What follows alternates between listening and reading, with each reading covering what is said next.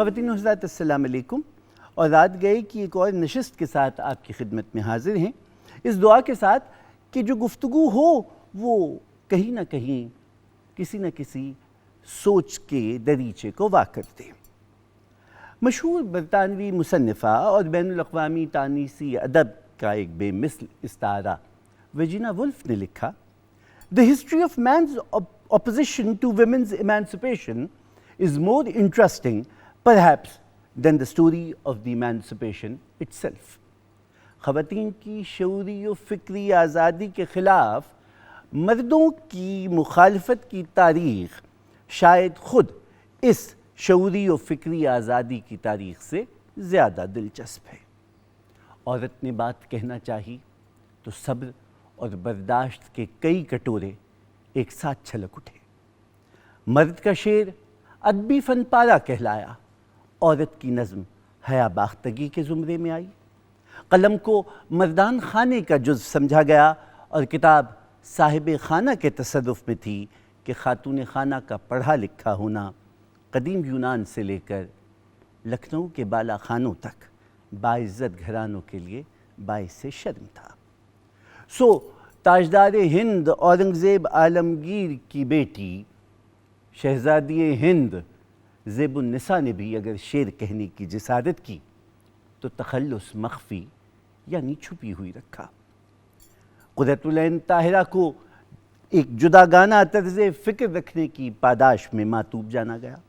اس میں چغتائی، قرۃ العین حیدر، فہمیدہ ریاض، کشور ناہید ہو یا پھر جین آسٹن کی کہانی، ادب کے مروجہ چلن سے عورت کو ہر بار بغاوت کیوں کرنی پڑی ہے؟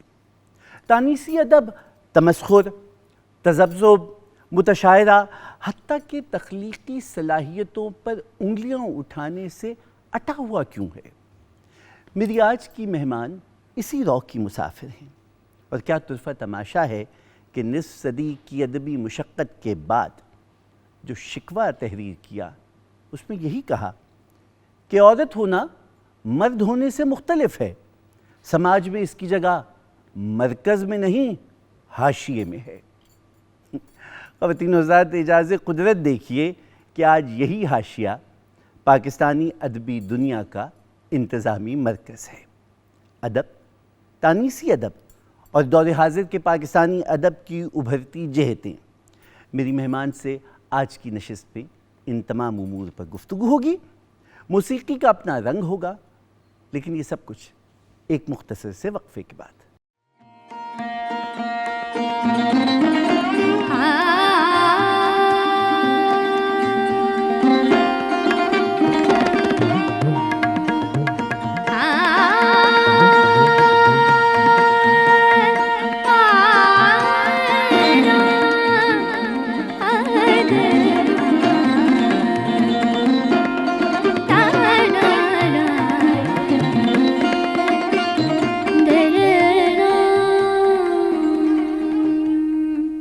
خواتین و حضرات، نشست رات گئے کی اور گفتگو ہے ایک معجز بیاں سے۔ میرے پیش نظر کتاب ہے، اور کتاب کا عنوان بھی اتنا ہی چونکا دینے والا ہے کہ جیسے اس کتاب میں موجود افسانے۔ کتاب کا عنوان ہے میٹھے نلکے، افسانوں کا مجموعہ ہے، اور افسانہ ہے ورکنگ وومن۔ میں لکھنا چاہتی ہوں مگر لکھ نہیں پاتی ہوں۔ ایک عجیب سا خوف، ایک عجیب سی رکاوٹ مجھے جکڑ لیتی ہے۔ میرا ذہن معاوف ہونے لگتا ہے، کانوں میں شائیں شائیں ہوتی ہے، لفظ ذہن سے یوں بھاگ کھڑے ہوتے ہیں جیسے کسی نے خطرے کا سائرن بجا دیا ہو۔ وہ ساری باتیں جو چلتے پھرتے سوتے جاگتے دھیان میں آتی ہیں، میں سوچتی ہوں ان پر تو افسانہ لکھنا چاہیے۔ پھر افسانے کی کڑیاں ملاتی ہوں، قصہ ترتیب دیتی ہوں، کردار گھڑتی ہوں اور سوچتی ہوں لیجئے بس بھائی افسانہ تیار ہو گیا، ایک ذرا فرصت ملنے کی دیر ہے، بس ایک دو مضمون لکھنے ہیں وہ لکھ لوں، کچھ کتابیں آئی رکھی ہیں ان کی رسید بھجوا دوں، دفتر کی میز پر طلبہ کے کاموں کا جو ڈھیر پڑا ہے اسے جلد از جلد دیکھ کر لوٹا دوں تاکہ وہ ان غلطیوں کو درست کر کے اور نئی غلطیاں شامل کر کے کام دوبارہ جمع کرا دیں۔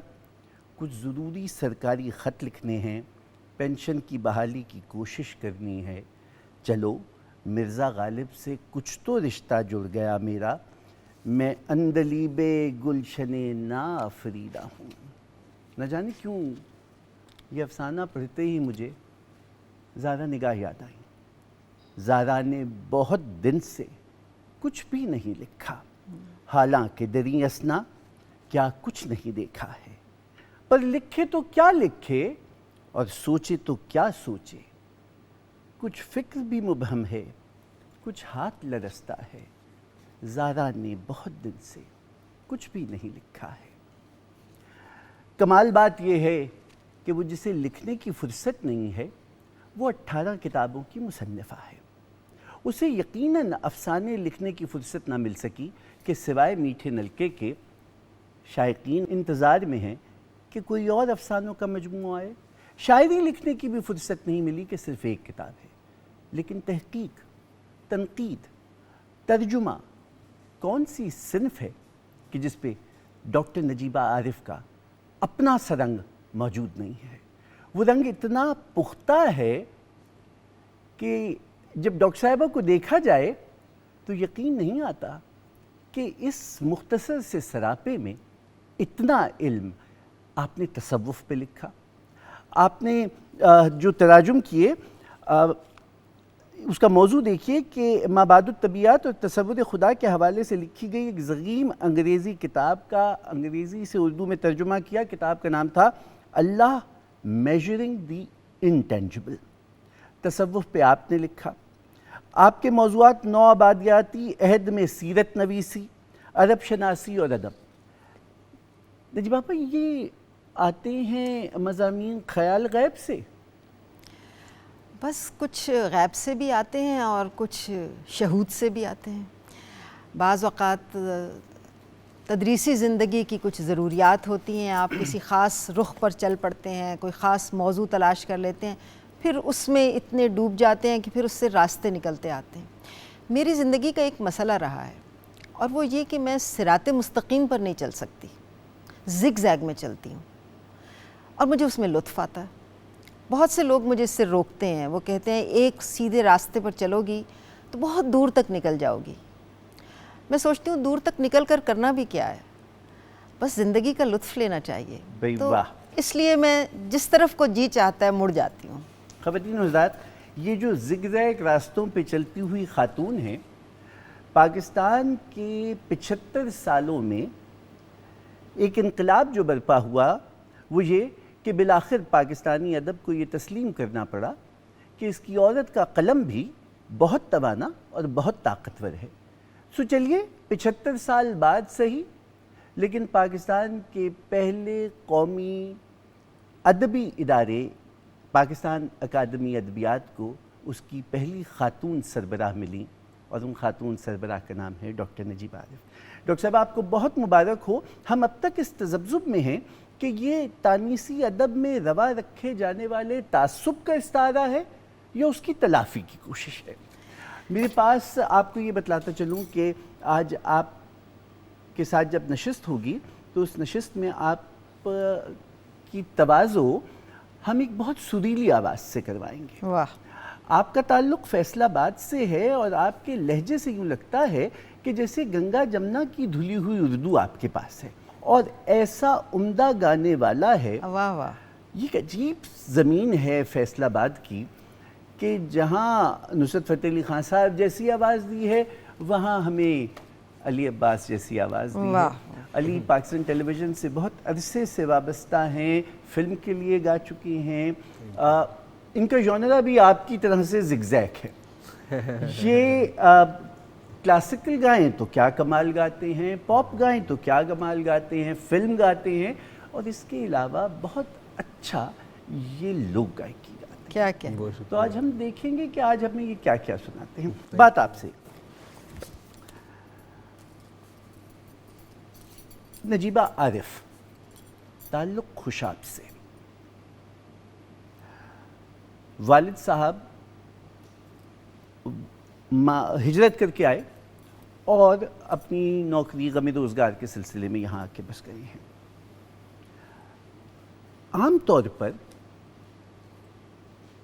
جو متوسط طبقے کے پنجاب کے گھرانے ہیں وہاں ادب کی اتنی توانا آوازیں، اور وہ بھی زنان خانے سے اٹھتی ہوئی سنائی دیتی نہیں ہیں. یہ والد صاحب کی وجہ تھی یا والدہ کی؟ یہ میری والدہ کا کمال تھا. میری والدہ بہت عمدہ ذوق کی مالک تھی. اردو اور فارسی، بعد میں عربی بھی انہوں نے سیکھی. عربی ویسے ان کی مادری زبان بھی تھی، وہ عراق میں پیدا ہوئی تھی. اچھا. تو وہ بچپن میں عربی بولتی ہوئی آئی تھیں، کراچی پھر آ کر رہیں. انہوں نے اپنی خود نوشت بھی لکھی ہے جیون دھارا کے نام سے، جو 85 برس کی عمر میں انہوں نے لکھی ہے. اچھا. تو میری والدہ نے ہمیں ایک ایسے ماحول میں جہاں ہر طرف ظاہر پنجابی بولی جاتی تھی، شین قاف سے درست اردو سکھائی. مجھے اب بھی یاد ہے کہ کینچی نہیں بولنے دیتی تھی، وہ اسی قینچی سے ہاتھ پہ مارتی تھی کہ صحیح درست تلفظ ادا کرو تو پھر قینچی ملے گی.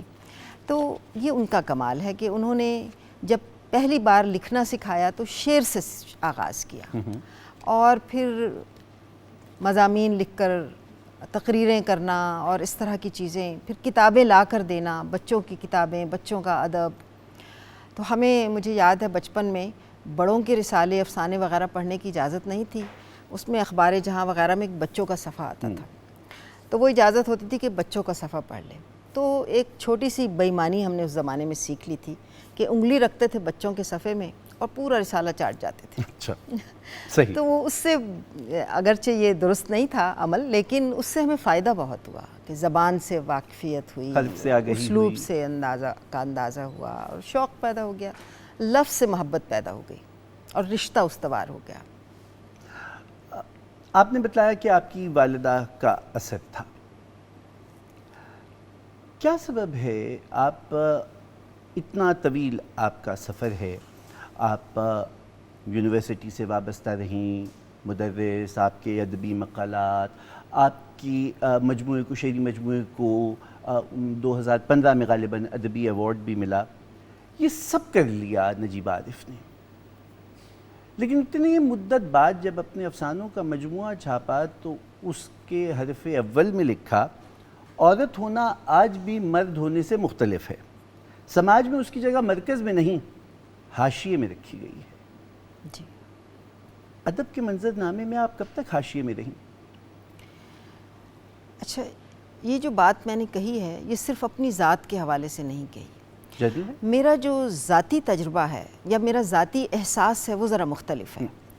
میرا ذاتی احساس یہ ہے کہ مجھے اس بات سے کوئی فرق نہیں پڑتا کہ مرد یا سماج مجھے تسلیم کر رہا ہے یا نہیں. میں اس لیے نہیں لکھتی. مجھے اپنی شناخت میں بھی کوئی دلچسپی نہیں ہے. میں لکھتی ہوں اپنی دریافت کے لیے، اپنے آپ کو تلاش کرنے کے لیے، اور لکھتے ہوئے میں اپنی ذات کے ان گوشوں تک پہنچ سکتی ہوں جن گوشوں تک عام زندگی جیتے ہوئے نہیں پہنچا جا سکتا. لیکن میرا مشاہدہ یہی ہے کہ عام طور پر عورت لکھنے والی کے بارے میں جب بھی بات ہوتی ہے وہ یہ تو کہہ دیتے ہیں کہ ہاں عورتوں میں اچھا لکھ رہی ہیں. یہ ایک مخصوص جملہ ہے، بھئی خواتین میں اچھا لکھنے والی ہیں، خواتین میں اچھے شعر کہتی ہیں، لیکن ان کو مرکزی دھارے میں شامل کر کے پھر ان کے کام کو محسوس نہیں کیا جاتا، اس طرح سے اس کو تسلیم نہیں کیا جاتا. یہ میرا مشاہدہ تو ہے. یہ جتنا ادب کی تاریخ ہے اس سب میں ہمیں یہ ملتا ہے کہ جو ہم دیکھتے ہیں جین آسٹن کا یہی صورتحال، ورجینیا وولف کی صورتحال مغرب میں یہی، یہاں بر صغیر پاک و ہند میں ہم نے دیکھا کہ جو اس میں چغتائی کے لکھنے کے اوپر، اور اگر آپ روش سے ہٹ کے لکھیں اور آپ جو کچھ حقیقت ہے اس پہ سے پردہ اٹھا دیں تو وہ عورت کے لیے بہت معیوب ہے. سادہ شگفتہ نے کہا کہ میں تو سادہ کاغذ سے بھی زیادہ خاموش رہ سکتی تھی. کیا سبب ہے اب بھی ادبی تنظیمیں ہوں، آپ خود ایک بہت اہم ادبی تنظیم کی سربراہ ہیں، یا بحیثیت مجموعی جو ادیبوں اور شاعروں کی محفل ہے، وہ اتنی زیادہ زنانہ ڈبے میں اور مردانہ ڈبے میں تقسیم کیوں ہوئی ہے؟ پتہ نہیں، یہ مرد اور عورت ہونا جو ایک بایولوجیکل حقیقت ہے، اس کو ہم ہر وقت اپنے ذہن پہ سوار کیوں رکھتے ہیں؟ میری سمجھ میں تو یہ بات نہیں آتی، میرے ذہن پہ نہیں رہتی، سوار نہیں ہے یہ بات. اس لیے میں یہ جو بات آپ کہہ رہے ہیں کہ ڈبے بنتے ہیں اسی وجہ سے بن جاتے ہیں کہ ہم ہر وقت اپنے مرد یا عورت ہونے کو محسوس کرتے رہتے ہیں اور اس پر اصرار کرتے ہیں، اپنی اس شناخت پر، صنفی شناخت پر۔ میرا خیال ہے کہ ہمیں اپنی انسانی شناخت کو تلاش کرنا چاہیے۔ مرد اور عورت دونوں کے اندر جو ذات ہے اس کی کوئی جنس نہیں ہے، اور وہی ذات ہے جو کلام کرتی ہے، وہی ذات ہے جو انٹریکٹ کرتی ہے معاشرے سے، وہی ذات ہے جو زندگی کے ساتھ نبرد آزما ہوتی ہے۔ ہم اس کو بھول جاتے ہیں، اور مرد اور عورت ہونا جو ایک سماجی کردار ہے، ایک صنف ہے اور ایک سماج میں ایک کردار کو ظاہر کرتا ہے، اس پر بہت اصرار کرتے ہیں۔ اس سے آگے نکلنے، میرا خیال ہے انسانیت کو ارتقاء کا یہ مرحلہ اب طے کر لینا چاہیے، ابھی تک نہیں کر پائی۔ آپ نے بھی یہ ذکر کیا کہ میرے لیے تخلیقی ادب، وہ شاعری ہو یا فکشن، شناخت کا وسیلہ نہیں ہے، اپنی دریافت کا ایک ذریعہ ہے۔ اسی حرف اول میں آپ نے لکھا، اور میں وہ پڑھے دیتا ہوں: فن کی معنویت اور اثر انگیزی میں در آنے والی تبدیلی کے متعدد اسباب ہیں جن کا تذکرہ غیر ضروری ہوگا۔ صرف اتنا کہنا کافی ہے کہ فنون اب یا تو خوش وقتی سمجھے جاتے ہیں یا پھر محض ذہنی سرگرمی بن گئے ہیں، نظریات و افکار کی تبلیغ و ترسیل یا سماجی مقاصد کے حصول کا ایک وسیلہ۔ علوم کی طرح فنون میں بھی عقل و خرد اور نظریات و تصورات کی سنگلاخی جذبے کی نرم آہنگ مگر دور رس اثر انگیزی پر غالب آتی جا رہی ہے۔ تو کیا یہ سمجھا جائے کہ نجیبہ عارف کا ادب برائے زندگی سے کوئی تعلق نہیں ہے، وہ تفریح تباہی کے لیے لکھتی ہیں؟ آپ پھر مجھے 5 منٹ دیجیے۔ میرا یہ خیال ہے کہ یہ جو ادب برائے ادب اور ادب برائے زندگی کا تصور ہے، یہ ایک بالکل کلیشے تصور ہے۔ یہ اتنی سطحی بات ہے جس کی کوئی معنویت نہیں ہے، جس میں کوئی گہرائی نہیں ہے، اور جس کا کوئی مطلب بھی نہیں ہے۔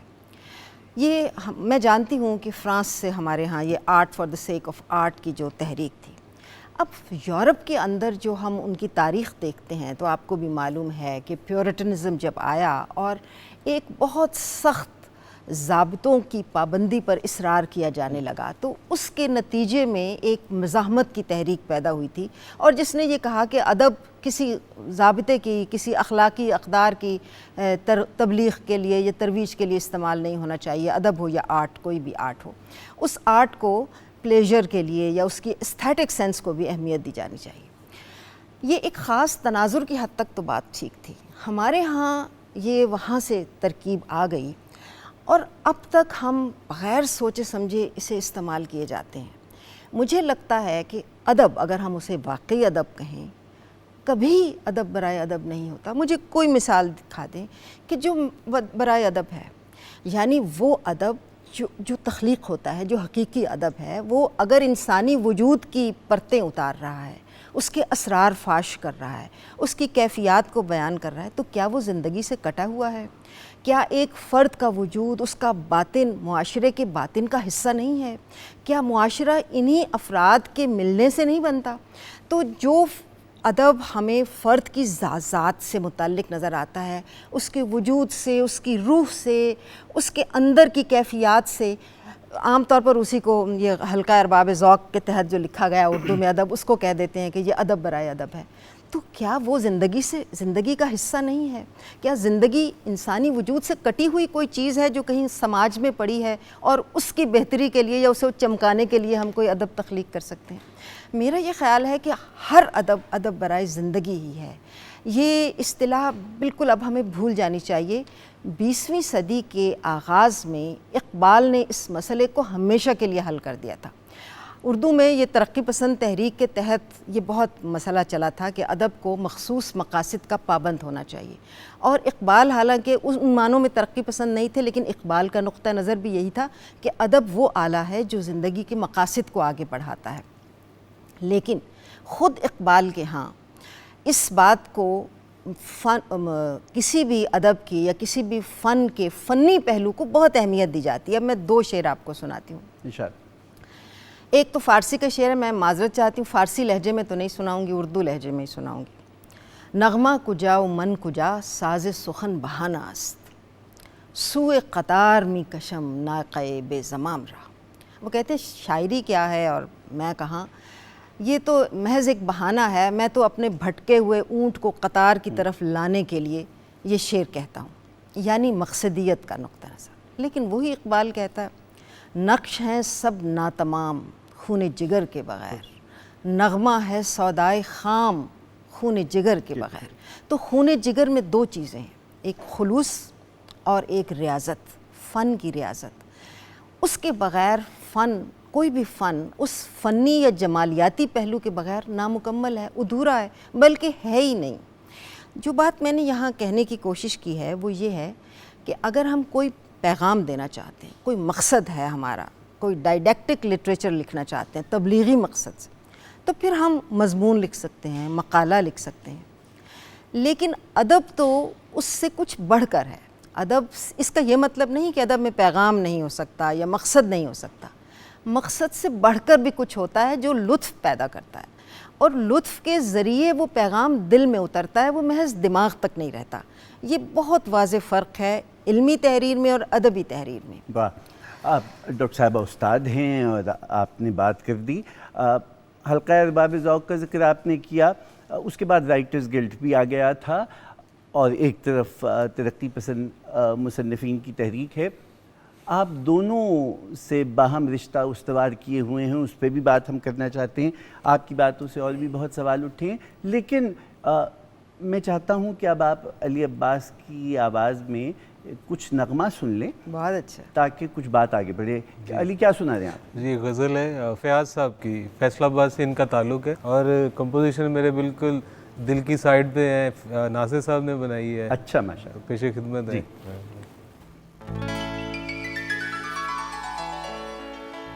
چل میرے ساتھ، چل ضروری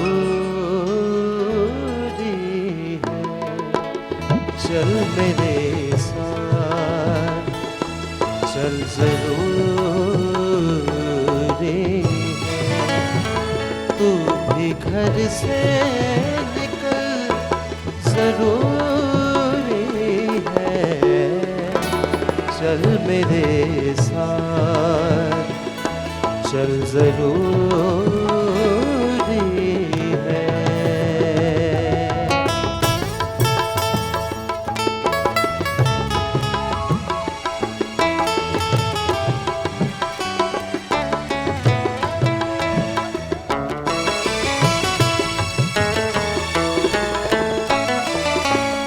تم سے بچھڑے یہ خیال آیا،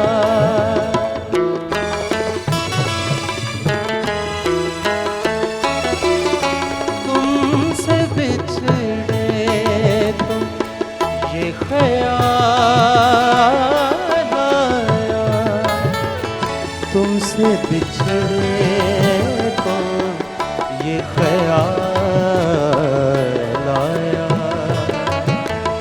تیرا نیم بدل ضروری ہے، چل میرے ساتھ، چل ضروری ہے.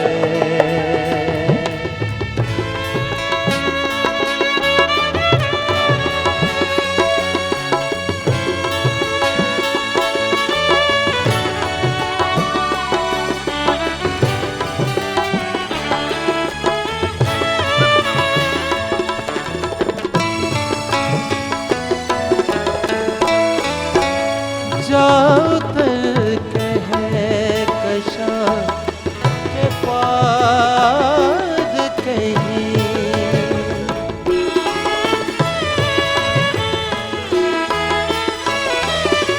جاؤ تر کہکشاں کے پار کہیں، جاؤ تر کہکشاں کے پار کہیں. اپنی حد سے نکل ضروری ہے، چل میرے ساتھ.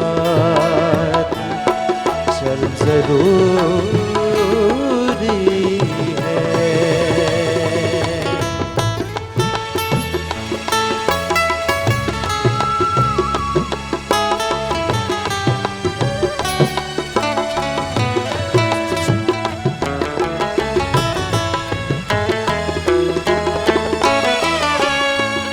عشق تو آگ بھی ہے بارش بھی.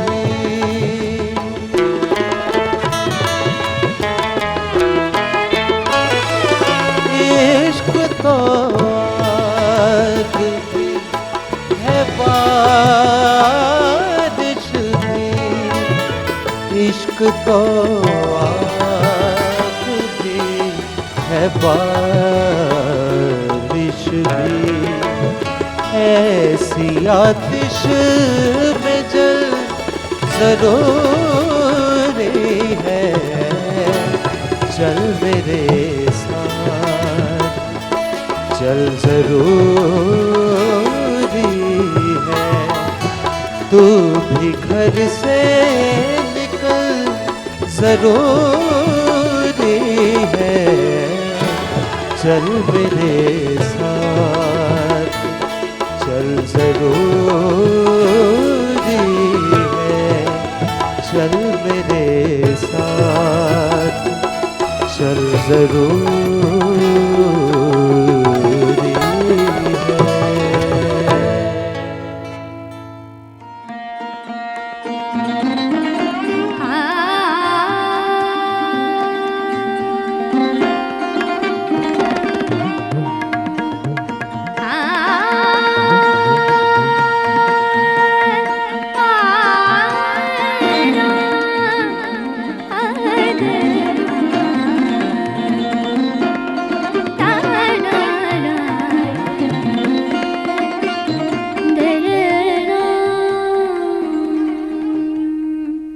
خواتین حضرات، رات گئے کی نشست اور گفتگو ہے ڈاکٹر نجیبہ عارف سے، اور کیا دلچسپ گفتگو ہے کہ خاتون نے 200 سال کی بحث کو ایک ہی لمحے میں ایک طرف رکھ دیا کہ یہ کوئی ادب برائے زندگی اور ادب برائے ادب کی بحث نہیں ہے. ادب ادب ہوتا ہے. آپ نے ذکر کیا کہ ایک طرف تو حلقہ ارباب ذوق کھڑا ہے، جی دوسری طرف ترقی پسند تحریک. اور ہم یہ دیکھتے ہیں کہ نجیبہ عارف جب اپنی کتاب کا حرف اول لکھتی ہیں تو چکی کے دونوں پارٹوں پر نظر آ رہی ہیں. ایک طرف سٹیٹس کو کے ممتاز مفتی کی بھی معتقد ہیں، اور دوسری طرف حریت فکر اور نغمہ بغاوت کے نقیب جناب ڈاکٹر آصف فرخی کی بھی مداح ہیں. تو کس طرف ہیں ڈاکٹر نجیبہ عارف؟ ایک مصرع یاد آ گیا، بلکہ شعر اقبال کا. زاہد تنگ نظر نے مجھے کافر جانا، اور کافر یہ سمجھتا ہے مسلمان ہوں. تو بات یہ ہے کہ سائنس نے ہمیں یہ سکھایا تھا کہ چیزوں کو سمجھنے کے لیے ان کو اجزاء میں تقسیم کیا جائے، جسے تجزیہ کہتے ہیں. ہم نے سیکھ لیا اور اس سیکھے ہوئے کو ہر چیز پر لاگو کر دیا. سائنس نے تو اس کو مادی علوم کے لیے ضروری سمجھا تھا، ہم نے سماجی علوم، انسانی علوم، بشری علوم میں بھی اس کو ڈال دیا. اور اب ہم ہر چیز کو خانوں میں بانٹ کے دیکھنے کے عادی ہو گئے ہیں. ہر چیز کو سمجھنے کے لیے ہم خانوں میں بانٹتے ہیں، لیکن جب سمجھ لیتے ہیں تو پھر ان خانوں کو یکجا کر کے ایک کلیت کا تصور ہی قائم نہیں کرتے، بھول گئے ہیں ہم. میں کبھی اپنے آپ کو دائیں اور بائیں بازو میں تقسیم نہیں کر سکی. میرے اندر دونوں موجود ہیں. یہ سچ ہے کہ دایاں بھی ہے اور بایاں بھی ہے. بہت سی باتیں مجھے بائیں کی اچھی لگتی ہیں، بہت سی باتیں مجھے دائیں کی اچھی لگتی ہیں. ویسے یہ جو بھی آپ نے بات کی، یہ تو ایک رائے ہے، میں شاید اس سے اتفاق نہ کروں کہ سٹیٹس کو کے حامی ممتاز مفتی، میرا خیال ہے کہ انہوں نے اپنے زمانے کے جو تیقنات تھے انہیں بری طرح سے للکارا ہے. مثلا جنس پر انہوں نے اس زمانے میں لکھا، منٹو سے بھی بہت پہلے، جب جنس ایک ٹیبو تھا، اور انہوں نے انسانی نفسیات کو سمجھنے کے لیے جنس کی اہمیت کی طرف توجہ دلائی اردو میں پہلی مرتبہ. تو یہ اتنا بڑا ٹیبو تھا، اس کو ہم اسٹیٹس کو کا حامی ایسا نہیں کر سکتا۔ دوسری طرف آصف فرخی ہیں، آصف فرخی کے اندر تو ایک صوفی بھی چھپا بیٹھا تھا، اور سچ بات تو یہ ہے کہ آصف فرخی کو میں بہت اپنی ادبی دنیا میں ان کی کمی پوری طرح محسوس کرتی ہوں۔ مجھے لگتا ہے کہ ہماری کچھ اپنے انتقال سے پہلے جو ادبی دنیا تھی، ہمارا ادبی ماحول اور ادبی فضا تھی، اس میں تحرک کا ایک بہت بڑا کردار آصف فرخی تھا۔ انہوں نے مختلف محاذوں پر، مختلف سطح پر ادبی سرگرمی کو جاری بھی کیا اور اس کو متحرک بھی رکھا، اور پھر پرانی نسل کے ساتھ ان کا رابطہ رہا، نئی نسل کے ساتھ ان کا رابطہ رہا، یعنی وہ جو رقص درویش میں ہوتا ہے نا کہ ایک ہاتھ اوپر ہے اور ایک نیچے کی طرف ہے، تو وہ یہ آصف فرخی کی ذات میں مجھے اس کا عکس نظر آتا تھا۔ اور اپنی ذاتی سطح پر مجھے لگتا ہے کہ اگر آصف فرخی کوئی چیز پڑھ لیتے تھے اور وہ اس کی تعریف کر دیتے تھے تو اطمینان ہو جاتا تھا کہ یہ ٹھیک لکھا گیا ہے۔ تو ہمیں ایسے لوگ کم نظر آتے ہیں جن کی رائے پر اعتماد ہو۔ آپ نے خود اپنی تلاش کی، کوشش کی، تو راگنی کے نام سے جو آپ کی کتاب آئی، راگنی کی کھوج میں، راگنی کی کھوج میں، کیا کہانی ہے اس کتاب کی؟ اس کتاب کی ایک کہانی تو یہ ہے کہ یہ میں نے کتاب سوچ کے نہیں لکھی تھی۔ میں ایک شخصیت سے ملی نہیں تھی، ان سے واقف ہوئی تھی، ان تک پہنچی تھی۔ پہنچنا تو خیر بہت بڑی بات ہے، بہرحال ان کی کتابوں کے ذریعے ان کی خبر مجھ تک پہنچی۔ تو مجھے میرے ایک کولیگ نے کہا کہ آپ یہ بات لکھ دیں کہ آپ کیسے ملی ہیں۔ تو وہ جب میں نے لکھنا شروع کیا تو وہ جیسے میں نے کہا کہ زگ زیگ میں چلنے کی عادت ہے، تو بات بھی بھٹکتی رہی، کبھی ادھر چلی گئی، کبھی ادھر چلی گئی۔ تو یہ بنیادی طور پر میری ایک تلاش، جستجو اور اضطراب کی کہانی ہے۔ اسے نہ تو میں اپنی خود نوشت سمجھتی ہوں، نہ سوانح عمری ہے، نہ کوئی یادداشتیں ہیں، لیکن اس میں یہ سب چیزیں آ گئی ہیں۔ اور آصف فرخی اور حنفی صاحب یاد آتے ہیں کہ وہ تو کہتے تھے یہ ناول ہے۔ تو سلیم الرحمن صاحب نے بھی کہا کہ یہ اگر آپ نے کبھی کوئی ناول لکھا تو اس سے اچھا نہیں ہوگا، تو وہ میرا ناول لکھنے سے پہلے ہی انہوں نے کہہ دیا تھا۔ تو اس اعتبار سے دیکھا جائے تو میں کسی صنف کا تعین تو نہیں کر سکتی، لیکن بہرحال میرے لیے یہ اہم ہے کہ میں نے جو محسوس کیا تھا اپنی زندگی میں بچپن سے لے کر، اس کا کچھ حصہ میں نے اس میں لکھا ہے۔ اس میں بہت تصوف اور بہت روحانیت کی استعارے آتے ہیں۔ روحانیت کی تلاش ہے اس میں روحانیت کی تلاش ضرور ہے، کیونکہ مجھے یہ محسوس ہوتا ہے کہ کوئی بھی سوچنے سمجھنے والا شخص وہ مادی زندگی سے مطمئن نہیں ہو سکتا، اس پر قانع نہیں ہو سکتا، اسے کسی اور چیز کی تلاش رہتی ہے۔ اسے لگتا ہے کہ جو کچھ نظر آ رہا ہے اس کے پیچھے بھی کچھ ہونا چاہیے، اور وہ کیا ہے یہ سمجھ میں نہیں آتا، وہ کہاں سے نظر آئے گا، کہاں سے ملے گا، یہ بھی پتہ نہیں چلتا۔ تو بس یہ تلاش ہوتی ہے، مجھے لگتا ہے کہ اگر ایسا ہے تو میں پھر آپ کی کتاب کی جانب آپ کو لے کے چلوں۔ آپ نے کہا تلاش ہے اور کچھ سمجھ میں نہیں آتا ہے۔ آپ لکھتی ہیں کہ حقیقت یہ بھی ہے کہ خیال میں جو کچھ رونما ہوتا ہے اس کا پروٹوٹائپ اس کائنات پہ کہیں نہ کہیں موجود ہوتا ہے۔ کوئی نہ کوئی پرچھائی کائنات میں ضرور ہوتی ہے جسے لکھنے والا اپنی مرضی کے نقش دے کر ایک نئی تخلیق کے سرور کا تجربہ کرتا ہے۔ اگر ہر ایک شے پہلے سے موجود ہے نجیب عارف، تو پھر تخلیق کیا ہے؟ نیا کیا لکھا گیا؟ شے موجود نہیں ہے، شے کا را مٹیریل موجود ہے، ترکیب نہیں ہوتی ہے۔ دیکھیے آئنسٹائن نے E=mc²، انرجی اور میٹر کنورٹیبل ہیں، لیکن میٹر کی ایک مخصوص تعداد ہے، وہ کم یا زیادہ نہیں ہوتا، وہ موجود ہے نا۔ اسی میٹر سے ہم ازل سے لے کر اب تک نئی نئی شکلیں بناتے چلے آئے ہیں۔ اقبال نے کہا تھا، مجھے بار بار آج اقبال یاد آ رہے ہیں، تو شب آفریدی چراغ آفریدم، سفال آفریدی ایاغ آفریدم، بیابان و کوہسار و راغ آفریدی، خیابان و گلزار و باغ آفریدم۔ تو یہ نیا تو یوں بنتا ہے کہ کمبینیشنز نئے ہوتے ہیں، ترکیب نئی ہوتی ہے، چیزیں تو وہی ہیں۔ ویسے تو ابھی پوسٹ ماڈرن ایک تھیری بھی ہے انٹر ٹیکسچویلٹی کی، جس میں وہ کہتے ہیں کہ ہر متن پرانے متن پر بنیاد رکھتا ہے، ہر متن کی بنیاد کسی پرانے متن سے جڑی ہوئی ہے، اور متن کے اندر مختلف طرح سے پرانے متون در آتے ہیں، کبھی تلمیح کی صورت میں، کبھی علامت کی صورت میں، کبھی استعارے کی صورت میں، لیکن پرانے خیال اور پرانے متون نئی صورت پہن کر نئے متن میں جلوہ افروز ہوتے ہیں۔ تو خیر اس تھیریز یہ اس کے کچھ اور ڈائمینشنز ہیں، لیکن مجھے یہ بات جو میں نے لکھی ہے، ظاہر ہے میں کوئی سائنسدان تو نہیں ہوں، کسی سائنسی تجربے کی بنیاد پر نہیں لکھی، ایک ذاتی کیفیت کی بنیاد پر لکھی۔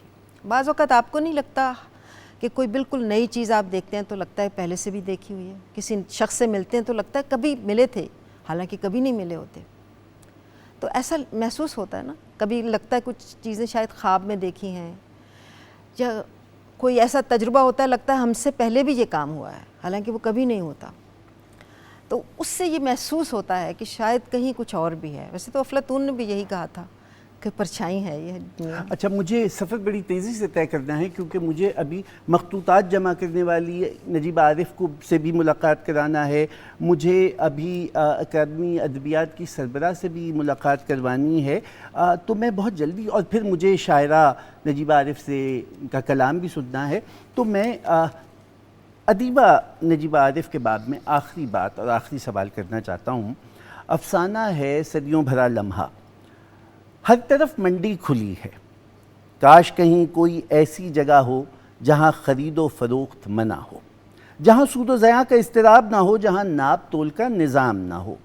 میں نے صرف ایک جگہ ایسی دیکھی ہے جہاں نہ کچھ بکتا ہے نہ خریدا جا سکتا ہے، نہ اس کی کوئی قیمت ہے، نہ کسی قیمت پر بھی دستیاب ہے، یہ بس ہے عارف کا دل۔ میرا سوال یہ ہے، یہ نجیبہ کا عارف ہے یا عرفان کی نجابت ہے؟ یہ مجھے معلوم تو ہے مگر میں بتاؤں گی نہیں، اس لیے کہ یہ تو پہیلی ہے نا، پڑھنے والا جو مرضی سمجھ لے۔ تو عارف بھائی کا دل خوش ہو جائے گا، ہم اسی حوالے سے بات کر لیتے ہیں کہ ان کا ادب سے کتنا تعلق ہے اور کتنا بے ادبی سے تعلق ہے۔ ویسے تو اب وہ ایک کتاب کے مصنف بھی ہیں، ماشاءاللہ۔ ابھی انہوں نے اپنا عمرے کا سفر نامہ لکھا ہے حاضر سائیں کے نام سے، جو بہت پسند بھی کیا گیا اور لوگوں نے ان کی بہت تعریف بھی کی، لیکن اس کے باوجود جب بھی وہ ان سے پوچھا جائے تو وہ کہتے ہیں میرا ادب سے کوئی تعلق نہیں ہے۔ ہاں، اس حد تک یہ بات درست ہے کہ وہ مطالعہ نہیں کرتے، انہوں نے کبھی ادب کا مطالعہ نہیں کیا، کسی طرح کی کوئی کتاب، ادبی کتاب نہیں پڑھی۔ یہ شادی کے بعد انہوں نے کیا؟ جی، یہ شادی کے بعد ان میں تبدیلی آئی، اتنا ادب ایک طرف تھا کہ انہیں کتاب سے چڑ ہو گئی۔ پتہ نہیں چڑ ہوئی یا کیا، بس وہ ایسے ہی ہیں، ان کو ضرورت نہیں محسوس ہوتی، واقعی نہیں ہے ان کا ادب سے تعلق۔ یہ جو انہوں نے لکھا ہے سفر نامہ، یہ بھی میرا خیال ہے فیس بک پہ پوسٹ لگایا کرتے تھے، تو وہ لوگوں نے کہا کہ یہ تو بڑا اچھا سفر نامہ ہے، اس کو آپ مرتب کر لیں، تو مرتب کر لیا۔ لیکن بہرحال مجھ سے تو ہے، اس حد تک تو ہے ادب سے تعلق کہ مجھے برداشت کرتے ہیں۔ نجیبہ، آپ نے برداشت کا لفظ استعمال کیا، میں بہت سنبھل کے ایک سوال کرنا چاہتا ہوں۔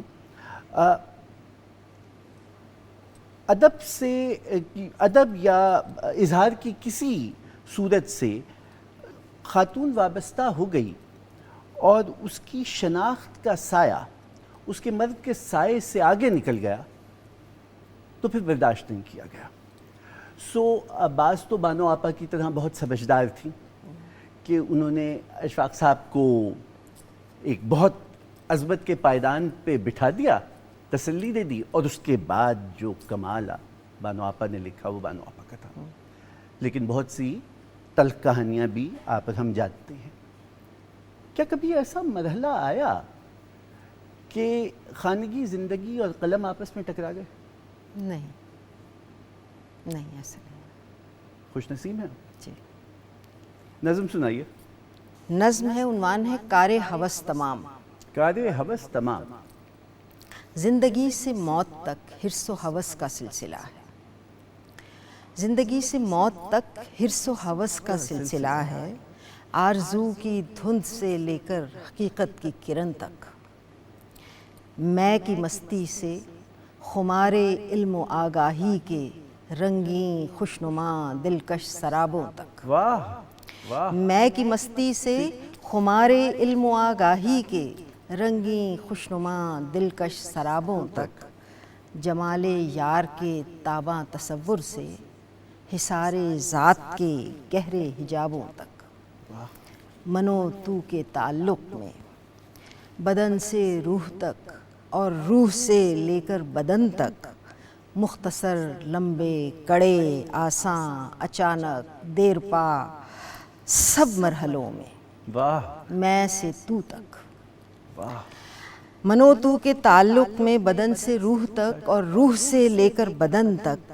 مختصر، لمبے، کڑے، آساں، اچانک، دیر پا، سب مرحلوں میں سے تو تک، بحر خاموشی سے سحر گفتگو تک، لطف رسوائی سے ناز آبرو تک، لطف رسوائی سے لے کے لطف رسوائی سے ناز آبرو تک، درد سے اوندھی پڑی تخلیق کی ساعت سے لے کر، درد سے اوندھی پڑی تخلیق کی ساعت سے لے کر، مورچھل کے پر سجا کر رقص طاؤسی کی مشق خود نمائی تک، واہ واہ واہ واہ، یوں ہی درجہ بدرجہ زندگی سے اور زیادہ حظ اٹھانے کی تمنا گل کھلائے جا رہی ہے، گل کھلائی یوں ہی درجہ بدرجہ زندگی سے اور زیادہ حظ اٹھانے کی تمنا گل کھلائے جا رہی ہے، گلستاں کے ہر تماشائی کو دیوانہ بنائے جا رہی ہے، واہ زندگی سے موت تک حرص و ہوس کا سلسلہ ہے۔ واہ واہ، بہت عمدہ، کیا اچھی ہے، اور آپ نے کتاب مجھے نہیں دی ہے، جی۔ میں آپ کو علی کی جانب لیے جا رہا ہوں اور آپ کو ایک اور تحفہ دیتے ہیں۔ علی کیا سنا رہے ہیں ہمیں؟ جی محسن نقوی صاحب کی غزل ہے، محسن نقوی کی غزل، اور اس کی دھن میں نے ہی بنائی ہے، اچھا۔ سو پیش خدمت ہے۔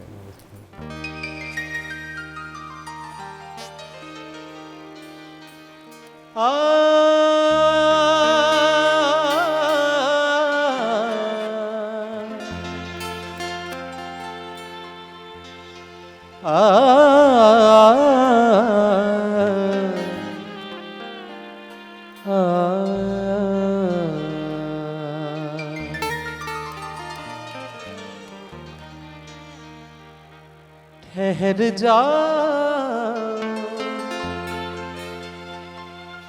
کہ حیرانی تو جائے، ٹھہر جا کہ حیرانی تو جائے، تمہاری شک پہچانی تو جائے، ٹھہر جا کہ حیرانی تو جائے۔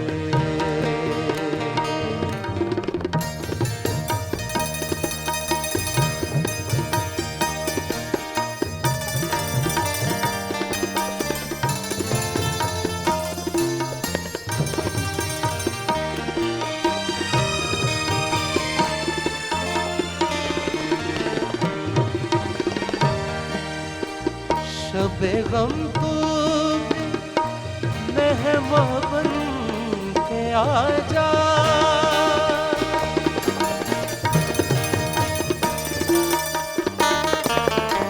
شب غم تو مہمان بن کے آ جا،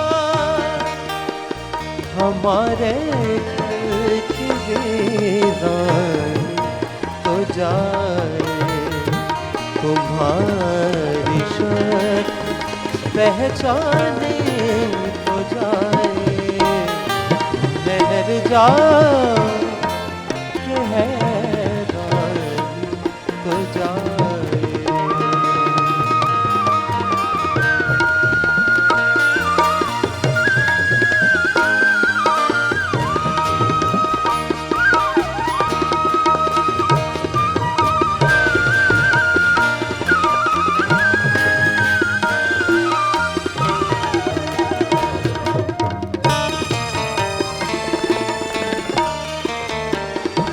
ذرا کھل کے رو لینے دو ہم کو،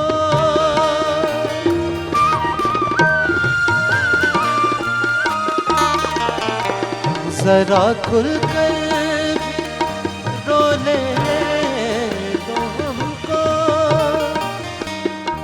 دل کی آگ تک پانی تو جائے، تمہاری شکل پہچانی تو جائے، ٹھہر جاؤ حیران تو جائے۔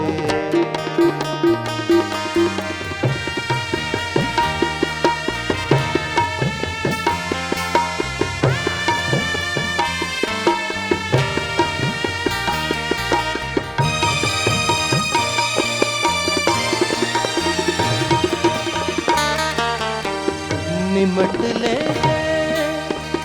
غم دنیا سے محسن،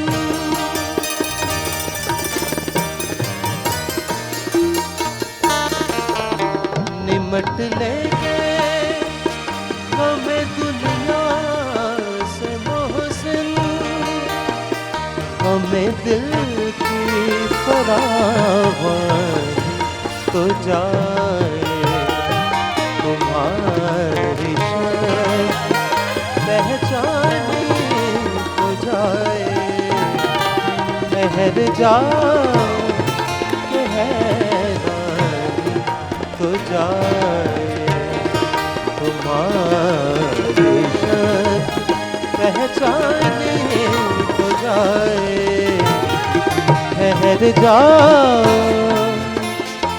کہ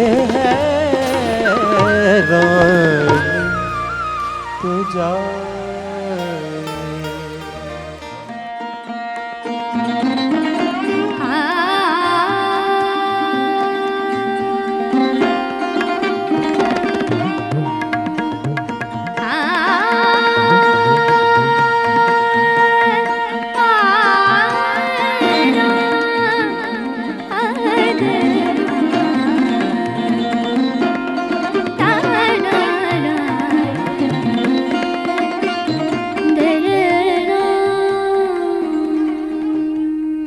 خواتین و حضرات، رات گئے کی نشست گفتگو ڈاکٹر نجیبہ عارف سے۔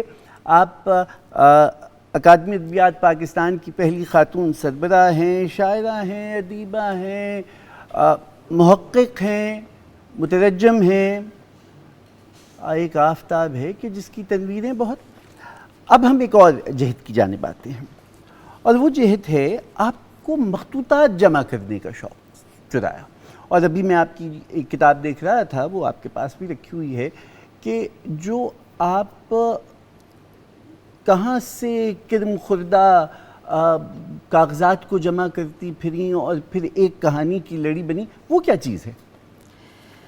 یہ ایک پوسٹ ڈاک کرنے جب میں گئی لنڈن یونیورسٹی میں، تو جو میں نے پروجیکٹ بنایا تھا وہ یہ تھا کہ کلونیل پیریڈ میں یا اس سے پہلے ساؤتھ ایشین مسلمز کا پرسیپشن آف ویسٹ کیا تھا، تصور مغرب کیا تھا، اور اس کے لیے پھر میں نے سفر ناموں کا انتخاب کیا، اور میرا مطالعہ اس بات کا متقاضی تھا کہ اس زمانے میں جن لوگوں نے مغرب کا، خاص طور پر برطانیہ کا سفر کیا اور اس کا کچھ سراغ چھوڑا، کوئی ڈائری، خود نوشت، سفر نامے کی صورت میں یا کسی بھی طرح سے، تو اس کا مطالعہ کروں اور دیکھوں کہ یہ نوآبادیاتی تجربہ کرنے سے پہلے ہم مغرب کے بارے میں کیا رائے رکھتے تھے۔ اب آپ کو معلوم ہی ہے کہ اورینٹلزم کی تحریک تو ہم اس کے بارے میں بہت سنتے ہیں کہ مغرب نے مشرق کے بارے میں کیا سوچا، کیا دیکھا، کیسے اس کو سمجھا۔ اس کے مقابلے میں آکسیڈنٹلزم کی جو تحریک ہے یا اس کی جو اصطلاح ہے، یہ بہت منفی معنوں میں استعمال ہوتی ہے۔ عام طور پر آکسیڈنٹلزم کا مطلب یہ سمجھا جاتا ہے کہ اہل مشرق نے مغرب پر جو تنقید کی ہے وہ کیا تھی، یعنی اس کو ایک منفی قسم کی اصطلاح سمجھا جاتا ہے۔ تو میں یہ جاننا چاہتی تھی کہ کیا واقعی یہ آکسیڈنٹل اپروچ ہمیشہ سے ایسی منفی تھی، یا یہ نوآبادیاتی عہد کے بعد یہ ہوا، یہ مقصد تھا۔ تو ظاہر ہے اس مقصد کے لیے مجھے مخطوطات دیکھنے پڑے، کیونکہ بہت سی چیزیں مطبوعہ نہیں تھیں۔ تو میں خوش قسمتی سے اس وقت برطانیہ میں تھی، لنڈن میں تھی، تو میں نے برٹش لائبریری میں، بوڈلین لائبریری میں، پھر میں جرمنی گئی، وہاں ہائیڈلبرگ یونیورسٹی میں، اٹلی گئی، یعنی جہاں پر مجھے موقع مل سکا جانے کا، میں نے ان یونیورسٹیوں کی لائبریریز سے، ان کی آرکائیوز سے وہ مٹیریل تلاش کیا جو جنوب ایشیائی مسلمان انگلستان گئے تھے اور اس کی انہوں نے کوئی تحریر چھوڑی ہو. تو یہ ایک بہت ہی دلچسپ تجربہ تھا. لیکن اس موضوع جب میں اس تلاش میں تھی تو مجھے جو چیزیں ملی ہیں اور جس طرح انہوں نے مجھے باندھ لیا ہے، یعنی میرے پاس بہت محدود وقت تھا اور میں ظاہر ہے کہ ایک ٹارگیٹڈ ریسرچ کر رہی تھی، لیکن مجھے مثلاً 16ویں صدی کے گوا کے پادریوں کی ڈائریاں ملی، ہاتھ سے لکھی ہوئی ڈائریاں، بڑی خوبصورت انگریزی تحریر، اور وہ پرانی انگریزی جس میں ایس کو اور طرح سے لکھا جاتا تھا، جے کو اور طرح سے. مگر ان ڈائریوں میں کیا کیا تھا؟ ان ڈائریوں میں یہ پالیسیز تھیں کہ گوا کے شہریوں کو کس طرح عیسائی بنایا جائے، جو بن جائے اسے کیا کیا مراعات دی جائیں، جو نہ بنے اس کے ساتھ کیا سلوک کیا جائے. اچھا، یہ وہ ڈائریاں تھیں جو ان کے ایک طرح سے مشنز تھے، جو مشنریز بیٹھ کے اپنی کمیٹیز میں میٹنگز میں طے کرتے تھے، وہ اس کی روداد لکھی ہوئی تھی. پھر مجھے اور ایسی بہت سے نادر خطوط ملے. مثال کے طور پر مجھے واجد علی شاہ کا ایک خط ملا. اچھا، واجد علی شاہ نواب واجد علی شاہ. نواب واجد علی شاہ. اچھا، جب وہ کلکتہ گئے تو کلکتہ جاتے ہی انہوں نے انگلستان کے بادشاہ کے نام ایک خط لکھا، ملکہ وکٹوریہ کے نام. اور اس میں انہوں نے جو انگلستان نے جب یہ سقوط لکھنؤ ہوا، سقوط اودھ ہوا 1856 میں، تو ایک بک بنا کر ایک طرح الزامی کتاب بنا کر وہ اپنے پارلیمنٹ میں شائع کر کے وہ تقسیم کی تھی، جس میں یہ بتایا تھا کہ یہ اودھ کی سلطنت میں یہ کچھ ہو رہا تھا، یہ خرابیاں ہو رہی تھیں، ان خرابیوں کی وجہ سے ہم نے اس سلطنت پر قبضہ کر لیا، اپنے پارلیمنٹیرینز کو مطمئن کرنے کے لیے. انہوں نے اس بلو بک کے جواب میں ایک کتاب لکھوائی، اچھا، جس میں ان تمام الزامات کا جواب دیا اور بتایا کہ اس کی، اور اس کے ساتھ ایک خط تھا جس کا انگریزی ترجمہ تھا. وہ بڑا خوبصورت سونے کے کام سے مزین وہ خط تھا، انگریزی میں لکھا ہوا تھا، وہ ترجمہ تھا. وہ مجھے برٹش لائبریری میں ملا، اور جب میں نے اس کی کوشش کی کہ کب یہ آیا تو وہ 2004 میں برٹش لائبریری میں آیا. 1856 میں لکھا ہوا خط. اس دوران وہ کہاں رہا کچھ معلوم نہیں تھا، اس میں کوئی اس کی تاریخ نہیں تھی، یہ نہیں معلوم تھا کہ یہ کہاں سے برٹش لائبریری میں آیا ہے. لیکن چونکہ اس کے بعد ایک عرصے کے بعد انہوں نے اپنے ڈاکیومنٹس عام کر دیے تو وہ اس میں وہ آ گیا. اور اس کے ساتھ جو کتاب جس کا اس میں ذکر ہے کہ میں نے اس کے ساتھ ایک کتاب آپ کو بھیج رہا ہوں جس میں بلو بک کے اس کے الزامات کا جواب، وہ نہیں تھی. تو پھر مجھے بڑی دلچسپی ہوئی لکھنؤ کے معاملات سے. اتفاق پتہ نہیں یہ کیا وجہ ہے، میں کبھی لکھنؤ نہیں گئی، لیکن لکھنؤ کے بارے میں مجھے بہت چیزیں میرے راستے میں آتی ہیں، بہت چیزیں مجھے ملی. پھر انہوں نے اپنا ایک وفد بھیجا تھا جس میں اپنے ان کے 2 بیٹے بھی تھے، ان کی والدہ بھی شامل تھیں، اور مسیح الدین ان کے ساتھ گئے تھے ایک لائر کے طور پر. مسیح الدین نے وہاں جا کر ایک کتاب لکھی تھی جس کو انگریزوں نے اٹھوا کے جلوا دیا تھا، انگریزی میں لکھ کے چھپوائی تھی، لندن سے چھپی تھی. وقت اس کا کوئی نسخہ باقی نہیں تھا، کوئی ایک نسخہ کہیں بچ گیا تھا، وہ ہندوستان میں پھر کسی نے اس کو لے کر دوسری طرح سے اس کو چھاپا، مگر اس کتاب کی صورت میں اس کو نہیں چھاپا. پھر مسیح الدین نے کوٹ کے نام، وہاں اس وقت کی لندن کی کوٹ کے نام بہت سے خطوط لکھے تھے جس میں ان سارے واقع، تو وہ ہماری تاریخ کا ایک ایسا باب ہے جو اب بھی، میں ان میں سے بہت سے خطوط کی نقلیں اپنے ساتھ لے کر آئی ہوں، میں نے اسکین کروائے تھے، انگریزی میں وہ خطوط لکھے تھے. تو وہ ہماری تاریخ کے ایسے باب ہیں جن پر اب بھی پردہ پڑا ہوا ہے. یہ جو کلونیل پیریڈ ہے ہمارا، اس پیریڈ میں کس طرح ہماری تاریخ کو مسخ کیا گیا، جیسے نواب واجد علی شاہ کو ایک رنگیلے نواب کے طور پر پیش کیا گیا، اس کے پیچھے کیا تھا؟ یہ محض آسان بات نہیں تھی، بلکہ اس زمانے میں لکھنؤ میں رہ کر بہت سی ایسی کتابیں لکھوائی گئی تھی، secret private life of a king, private life of a queen, اور وہ ان گمنام لوگوں نے لکھی جن کے بارے میں وہ مرتب نے کہا کہ یہ کسی نے لکھی ہے مگر اپنا نام نہیں بتایا. تو ایسے تو نہیں تاریخ کی کتابیں لکھی جاتی. ڈاکٹر نجیبہ عارف، بطور مترجم، آپ نے جو تراجم کے لیے مختلف کتابوں کا انتخاب کیا، اس کی کسوٹی کیا تھی؟ نہیں، ایک ہی کتاب میں نے ترجمہ کی ہے، جو دوسرا تو منظوم ترجمہ ہے قصیدہ بردہ شریف والا. اس کی بھی آتی ہے؟ جی، یہ جو ترجمہ تھا پہلی میں نے انتخاب نہیں کیا تھا. یکسی مفتی صاحب نے کتاب لکھی تھی اللہ میجرنگ دا انٹینجبل، اور وہ اس کو اردو میں ترجمہ کروانا چاہتے تھے. یہ اردو ترجمہ ان کا انگریزی کتاب سے پہلے چھپ گیا تھا. اچھا. میں نے جب کتاب پڑھی تو مجھے بہت انٹرسٹنگ لگی. مجھے لگا کہ اس موضوع پر اردو میں کوئی کام نہیں ہے. وہ ان کی کہیں تسلی نہیں ہو رہی تھی کہ کس سے کروائیں, تو میں نے ان کو پیشکش کی ایک طرح سے ان کی مدد کرنے کے خیال سے کہ لائیے میں ترجمہ کر دیتی ہوں. لیکن ترجمہ کرتے ہوئے مجھے اس کا بہت لطف آیا. سچی بات یہ ہے کہ مجھے بہت مزہ آیا اس کتاب کو ترجمہ کرنے کا. تو یہ یوں ہوا, کوئی ایسا نہیں تھا کہ میں نے کچھ سوچ سمجھ کر, محض اقصی مفتی صاحب چونکہ ڈھونڈ رہے تھے ایک مترجم اور مجھے کتاب اچھی لگی تو میں نے اس کو ترجمہ کر دیا. اس کے علاوہ چند ایک جیسے امریکی نظموں کا کچھ ترجمہ کیا, یا وہ بالکل اتفاق سے کیا. کوئی ترجمے کو میں نے اس طرح سے انتخاب کر کے یا سوچ سمجھ کے کسی شعوری اس سے فیصلے سے نہیں کیا. بس کچھ ادبیات کا چھپ رہا تھا ایک دفعہ شمارہ امریکی شاعری پر, تو وہ افتخار عارف صاحب کروا رہے تھے, تو انہوں نے چند نظمیں مجھے بھی بھیج دیں کہ یہ ترجمہ کر دو, تو وہ ترجمہ کر دیں. پھر یہ قصیدہ بردہ شریف والا ترجمہ, یہ ذرا بہت ہی عجیب طرح سے ہوا. اس کا بھی میں نے کبھی تصور بھی نہیں کیا تھا کہ میں یہ کر پاؤں گی. پتہ نہیں کیسے ہو گیا, بس خود یہ تو بڑا کمال کی بات ہے کہ مطلب کسی کے ذہن میں بھی نہیں آیا تھا, اتنے عرصے سے پڑھا جا رہا تھا اور اتنی عقیدت سے پڑھا جاتا. بہت ہیں اردو تراجم 12 کے قریب اردو منظوم اردو تراجم ہیں. لیکن بس پتہ نہیں, میری تو یہ ایسی استطاعت بھی نہیں تھی, استعداد بھی اتنی نہیں تھی, لیکن پتہ نہیں کیسے ہو گیا. بعض کام ایسے ہو جاتے ہیں آپ کو پتہ ہی نہیں چلتا. نجیبہ عارف بطور مدرس یونیورسٹی میں آپ بہت اہم عہدے پہ تھیں, اردو ڈپارٹمنٹ چلا رہی تھیں وہاں پر. جی, پہلے اردو ڈپارٹمنٹ میں تھی, پھر میں dean of faculty of languages and literature. آپ جیسے اساتذہ ہیں اور اس کے باوجود صورتحال یہ ہے کہ اب بچے رومن انگلش میں اردو لکھنا چاہتے ہیں, ایزی اردو کا پیپر لینا چاہتے ہیں, اور ان کی مائیں بڑے فخر سے کہتی ہیں کٹی پھر اردو میں فیل ہو گئی ہے. استاد کا قصور ہے, کتاب کا قصور ہے, کس کا قصور ہے؟ میں تدریس کے شعبے کی طرف سوچ سمجھ کر آئی تھی. میں نے سائنس پڑھنے سے انکار کیا FSC کے بعد, میڈیکل میں نہیں گئی, شعوری فیصلہ تھا, آرٹس کی طرف آئی.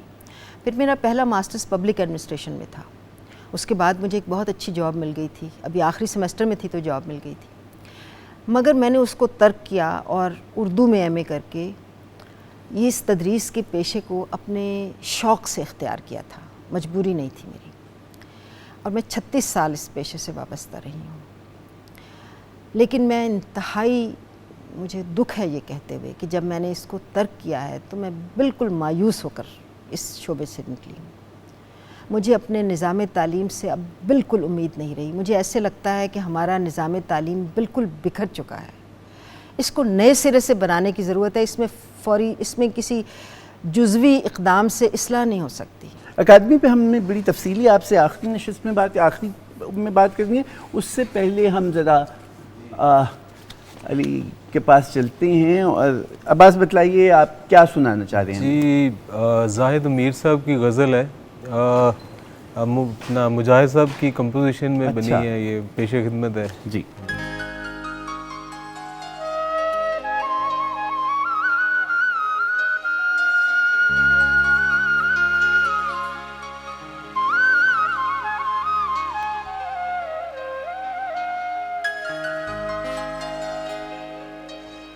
جس قدر اچھا لگا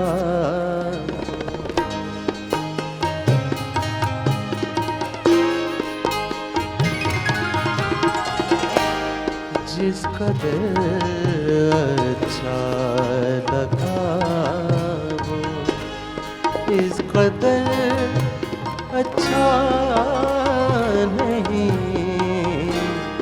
جس قدر اچھا لگا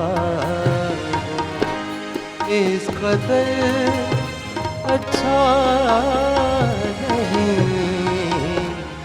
دل کے گہرے پانیوں کا, دل کے گہرے پانیوں کا یہ سفر اچھا نہیں.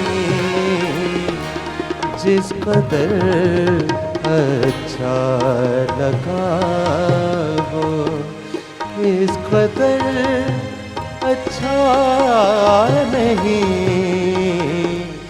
جس قدر अच्छा लगा वो।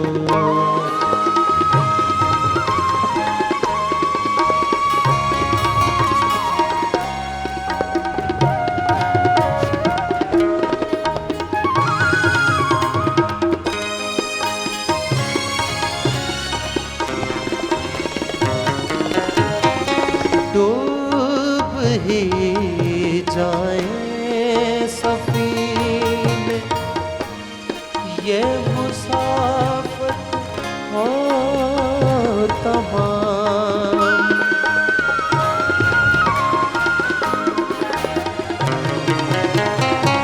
डूब ही जाए सफीने ये मुसाफिर हो तमाम, पाँव की जंजीर बन जाए, पाँव की जंजीर बन जाए, भंवर अच्छा नहीं जिस कदर अच्छा लगा, इस कदर अच्छा नहीं जिस कदर अच्छा लगा वो।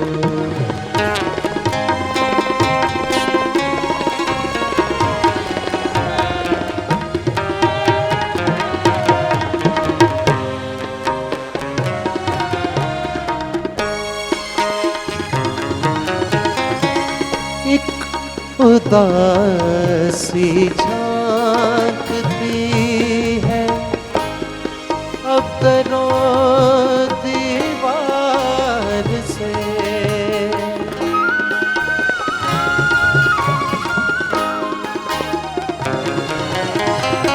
एक उदासी झांकती है अब दरों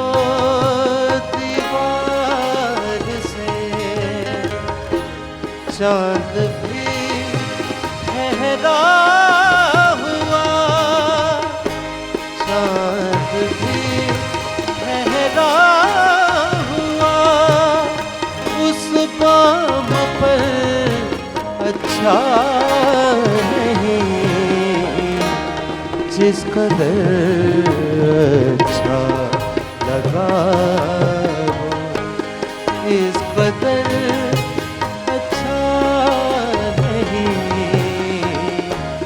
जिस कदर अच्छा लगा वो।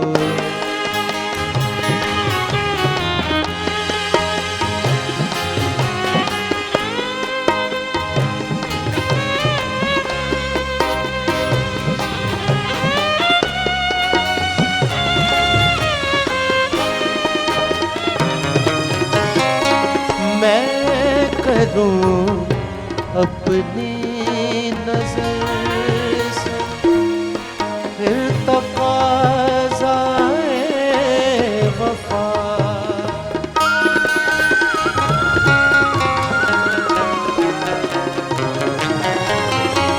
मैं करूं अपनी नजर से फिर तकाज़ाए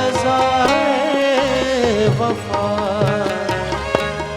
बात अच्छी है मगर, बात अच्छी है मगर नुक्ता नजर अच्छा नहीं जिस कदर अच्छा लगा वो, इस कदर अच्छा नहीं दिल के गहरे पानियों का, दिल के गहरे पानियों का ये सफर अच्छा नहीं जिस कदर अच्छा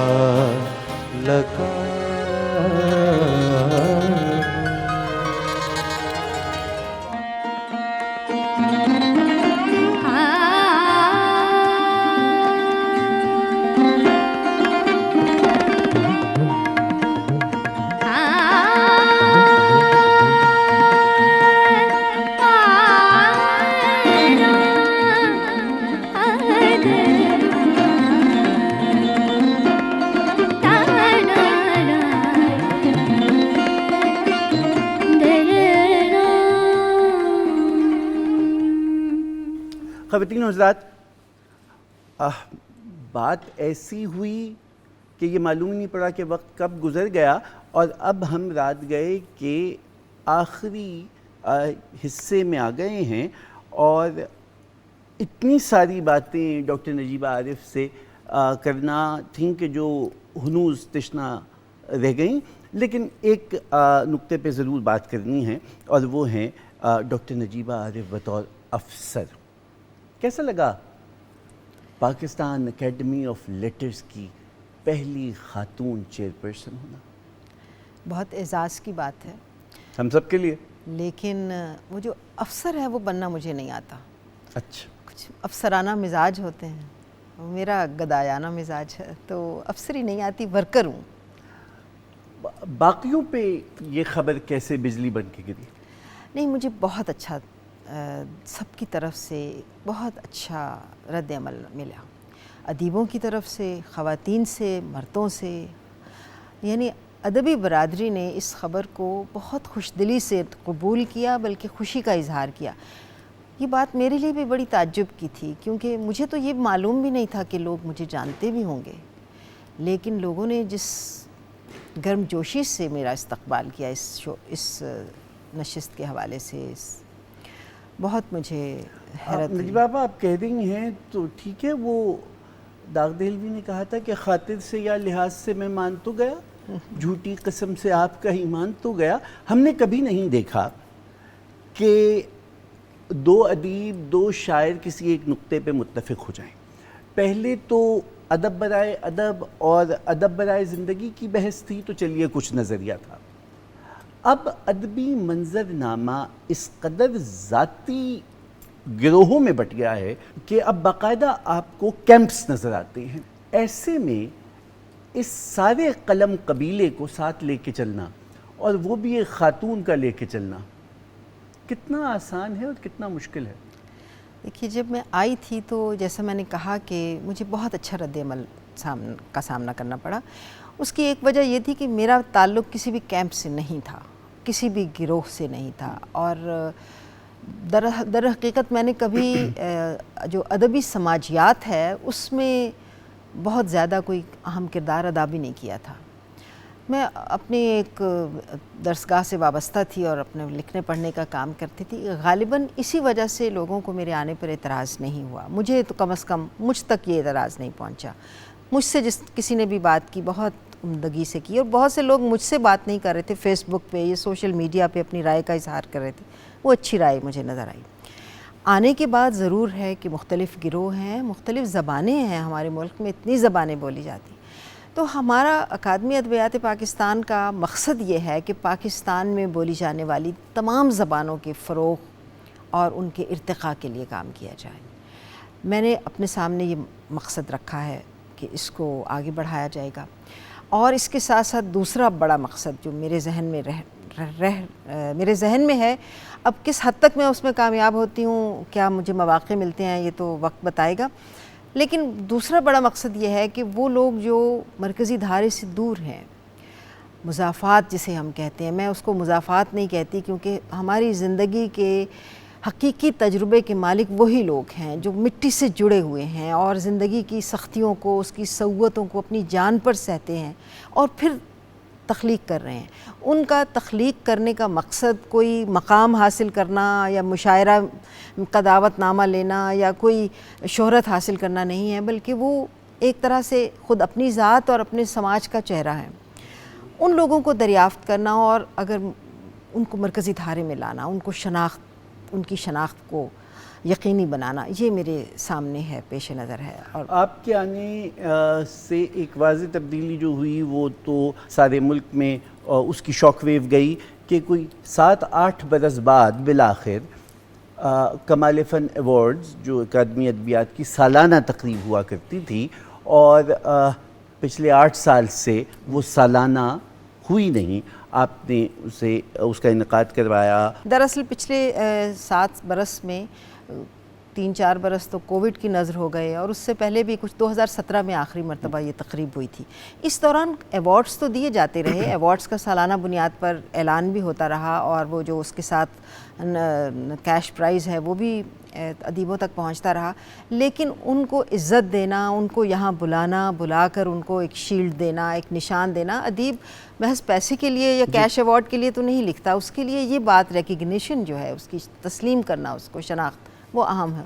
وہ کسی وجہ سے نہیں ہو پائی، کچھ مجبوریاں رہی ہوں گی۔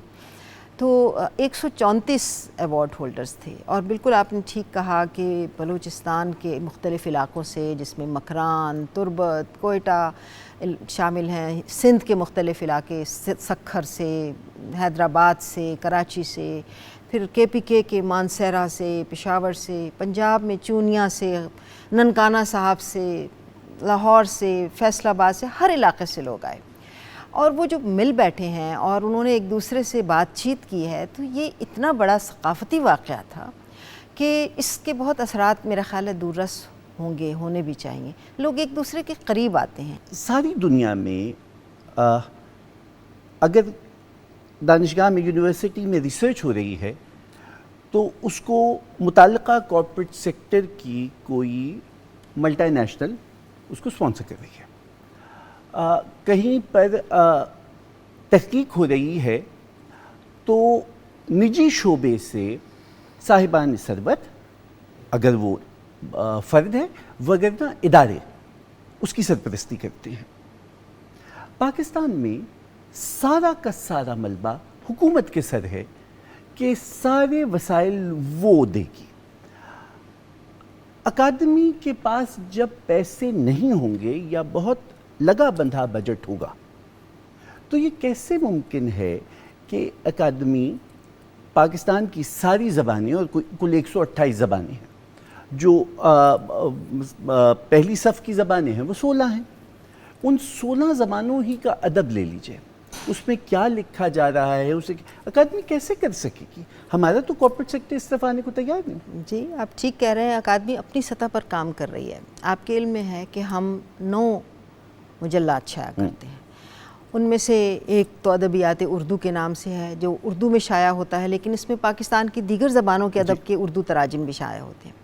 ایک انگریزی میں ہے پاکستانی لٹریچر کے نام سے، جس میں پاکستان میں لکھا جانے والا انگریزی ادب بھی شائع ہوتا ہے، اور باقی زبانوں کے انگریزی تراجم بھی شائع ہوتے ہیں، تاکہ بین الاقوامی سطح پر ہم پیش کر سکیں کہ یہ ادب ہمارے ہاں لکھا جا رہا ہے۔ ایک اور رسالہ ہے جو ہر صوبے کی زبانوں پر مشتمل ہے، مثلا ادبیات خیبر پختونخوا، اس میں خیبر پختونخوا میں لکھی جانے والی تمام زبانوں کو ان کے اپنے اسکرپٹ میں شائع کیا جاتا ہے۔ ادبیات سندھ، ادبیات پنجاب، ادبیات بلوچستان، اس طرح یہ 4 شمارے جو ہیں یہ مختلف زبانوں کے، تو ہم اپنی سطح پر یہ کوشش کر رہے ہیں کہ اگر کتابیں نہیں شائع کر سکتے، کتابیں بھی ویسے شائع کر رہے ہیں۔ بہت سی کتابیں پچھلے چند برسوں میں شائع ہوئی ہیں جس میں پاکستانی زبانوں کے تراجم اردو میں کیے گئے اور اردو کے تراجم دوسری زبانوں میں کیے گئے۔ اس کے علاوہ ایک اور بڑی کمی مجھے محسوس ہوتی ہے، یہ تو ایک ہے جو آپ نے جس کی طرف اشارہ کیا، کیونکہ پاکستان ایک ایسا خطہ ہے جس میں مختلف زبانیں بولی جاتی ہیں، 80 سے زیادہ زبانیں تو اس وقت تک، ان میں سے کچھ معدومیت کے خطرے سے بھی 2-4 ہیں۔ اچھا، بعض لوگ زبانوں کی اس کثرت کو، اس تنوع کو پاکستان کی کمزوری سمجھتے ہیں۔ میں سمجھتی ہوں اس نقطہ نظر کو بدلنے کی ضرورت ہے۔ یہ ہماری ثروت ہے، یہ ہماری متاع ہے، ہمارا سرمایہ ہے، اور اس کو سیلیبریٹ کرنے کی ضرورت ہے، اس کا جشن منانے کی ضرورت ہے۔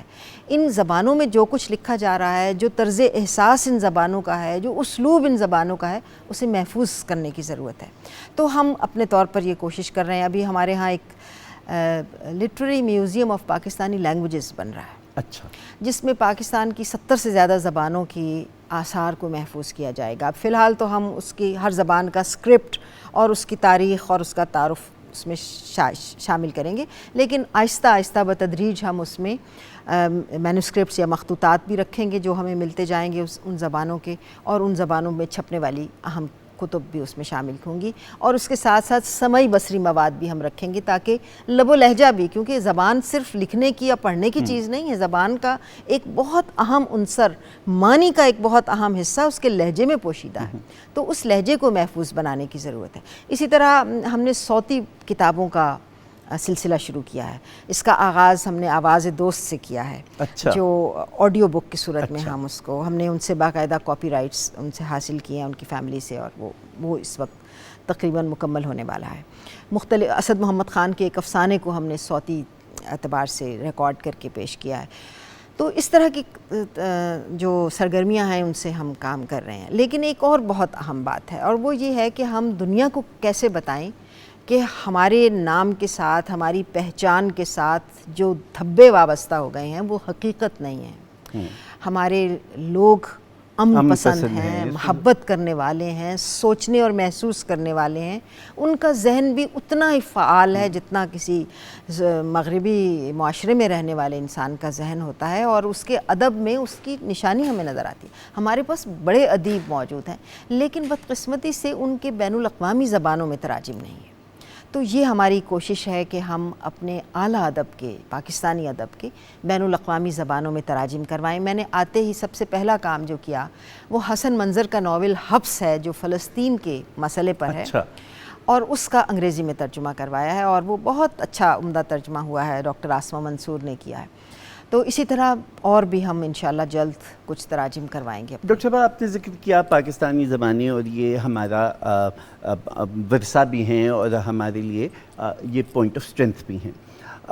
زبان اردو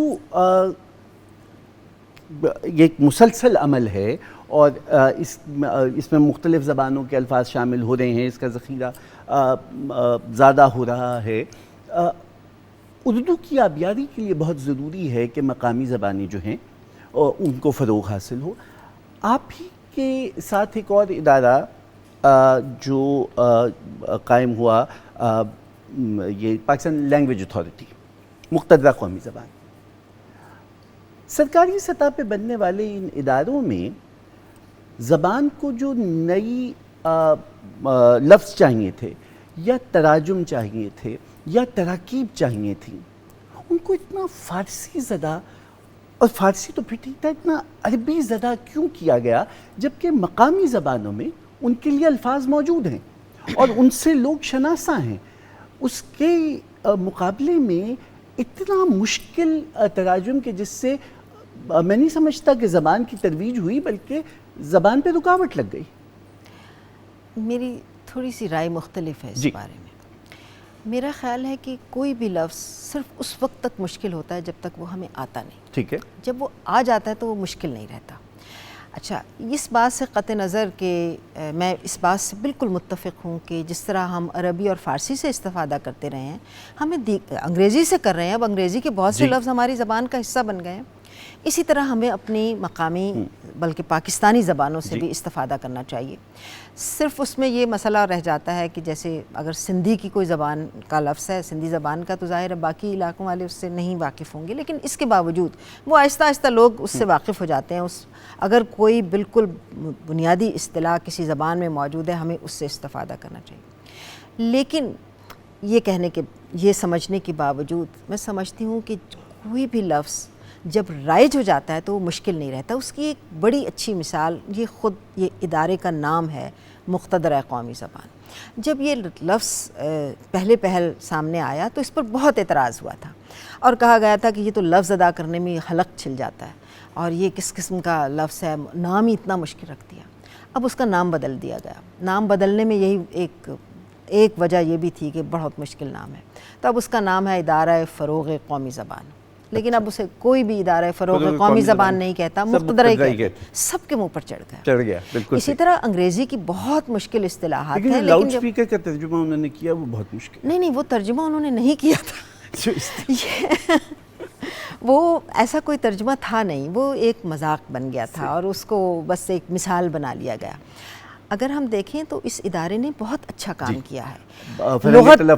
فرہنگ تلفظ, قانونی لغت, مختلف زبانوں کی مختلف پیشوں کی لغات بنائی ہیں انہوں نے, جن میں انہوں نے ان پیشوں کی لسانیات کی لغت شائع کیا, ان پیشوں کی اصطلاحات کا ترجمہ کیا ہے.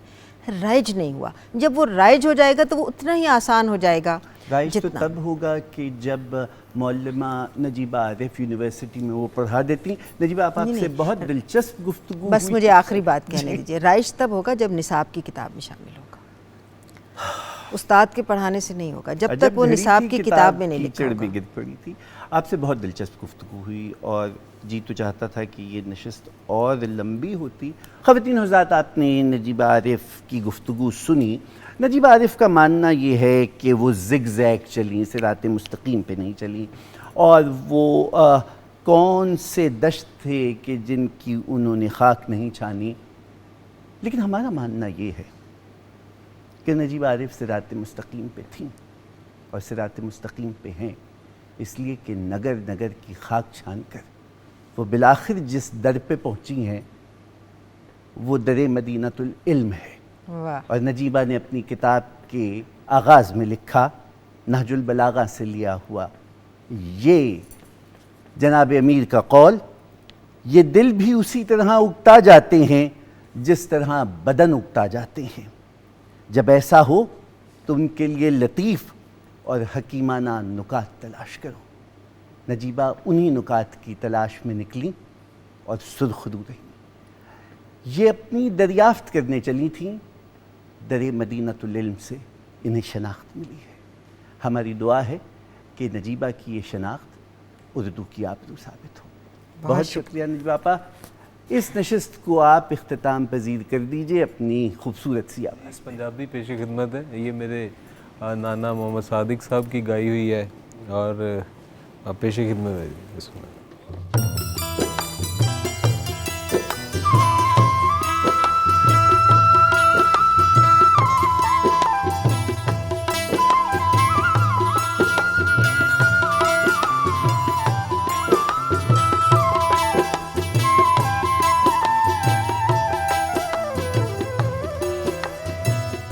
ਆਪੇ ਕੱਲਿਆਣੀ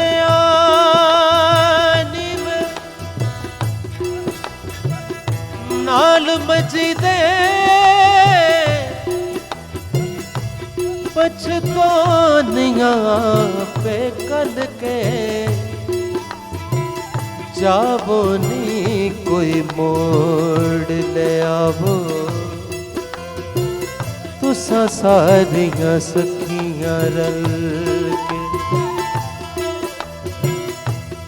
ਮੇਰਾ ਮੋੜ ਮੁੜਦਾ ਨਾਇਓ ਮੈਂ ਤੇ ਮੋੜ ਰਹੀਆਂ ਬਦ ਬਲ ਕੇ ਯਾ ਰੱਬ ਸਾਇਆ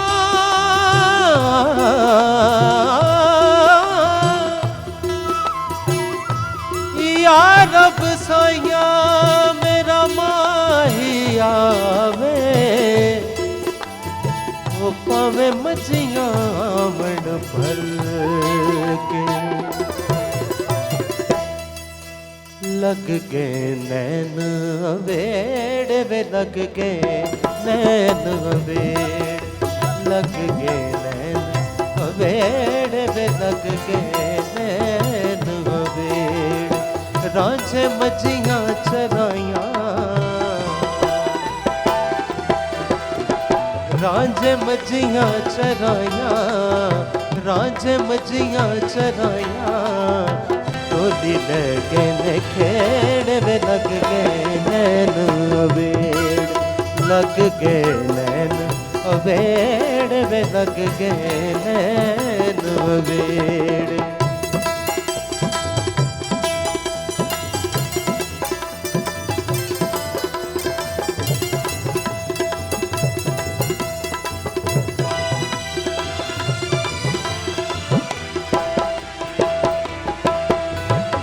वे मैं ओसियां पावां वे मैं ओसियां पावां वे मैं ओसियां पावां बैठी राह विच तेरे वे लग गए नैन अवेड़ रांझे मजियां चराइयां डोली लगे ने खेड़ वे लग गए नैन अवेड़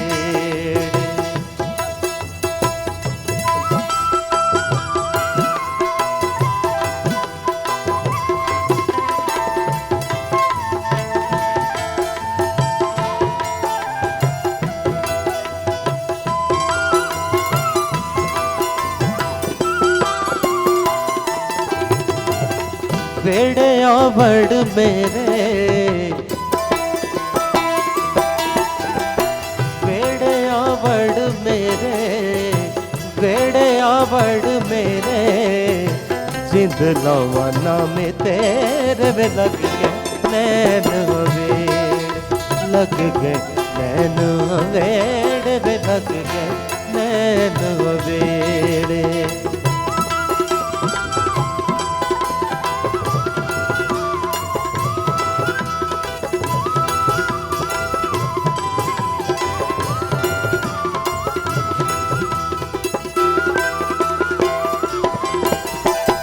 मन्नी वास्ता खुदा दा,